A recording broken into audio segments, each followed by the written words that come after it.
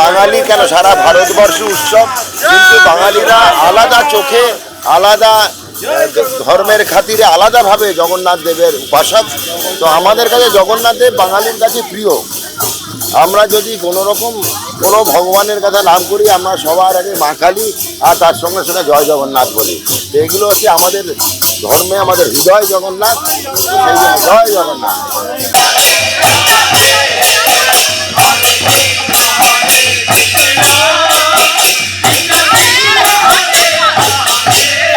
উৎসাহ বেড়েছে। ভগবানের রূপ সনাতনীদের বিচারধারা পাল্টায় না। আমরা যেরকম আধ্যাত্মিক ছিলাম সেরকমই আছি।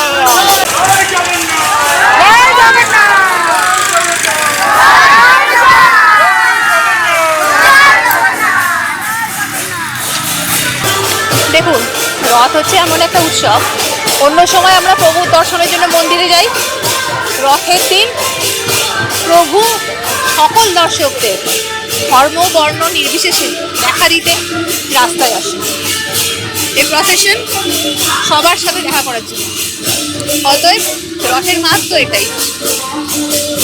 আর সনাতন ধর্মে আপনারা জানেন শ্রীকৃষ্ণের একটা আলাদা জায়গা আছে। আমরা কুরুক্ষেত্র যুদ্ধে রথের চাকা দেখেছি।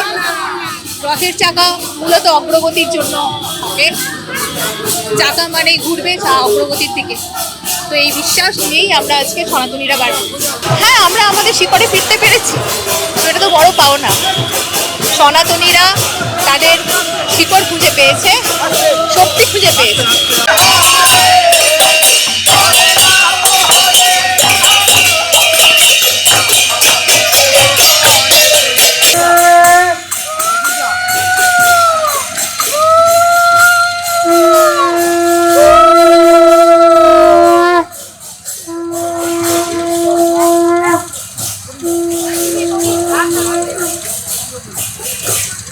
ব্রহ্ম প্রণবতনুধরম সর্বসিদ্ধান্তসারম হংসানাম হংসতত্ত্বম সবরশ্চ দেবম চতুর্ধা মূর্তয়ে নমঃ।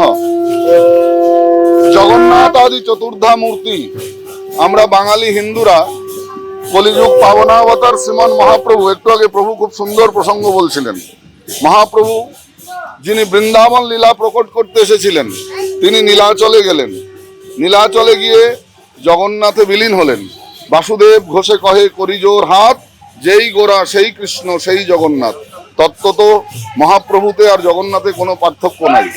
এটা বাঙালি হিন্দুরা না, সারা উৎকলবাসীও বিশ্বাস করে। এবং এই যে শ্রীকৃষ্ণ চৈতন্য ভারতী নামক নবীন সন্ন্যাসীকে মহাপ্রভু আখ্যাটা কিন্তু উৎকলের মানুষ দিয়েছিলেন। মহাপ্রভু আখ্যাটা উৎকলের মানুষ দিয়েছিলেন। সেই সুবাদে উড়িয়া গৌড়িয়া মিলন এখনো হয়। উড়িয়া গৌড়িয়া মিলন।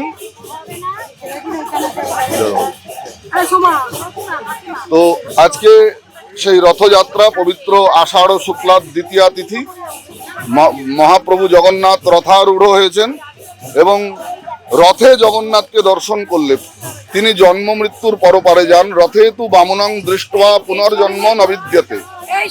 শুধু কাষ্ঠ রথে নয়, এই দেহ রথে জগতের নাথ জগন্নাথকে যিনি উপলব্ধি করতে পারেন, তিনি জন্ম মৃত্যুর পরপারে যান।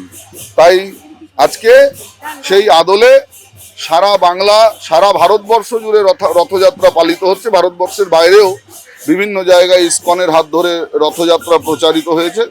তবে ধাম বলতে একমাত্র নীলাচল। হ্যাঁ, কারণ কলির সাক্ষাৎ ভগবান হচ্ছেন প্রভু জগন্নাথ। তাই স্কন্দ পুরাণে বলছেন, মদ ভক্ত বিনোদার্থে করমই বিবিধ ক্রিয়া। তিনি ভক্ত বিনোদিয়া ঠাকুর এবং মানুষের জন্যে তিনি রাস্তায় নেমে আসেন, মানুষের কাছে মেশার জন্যে।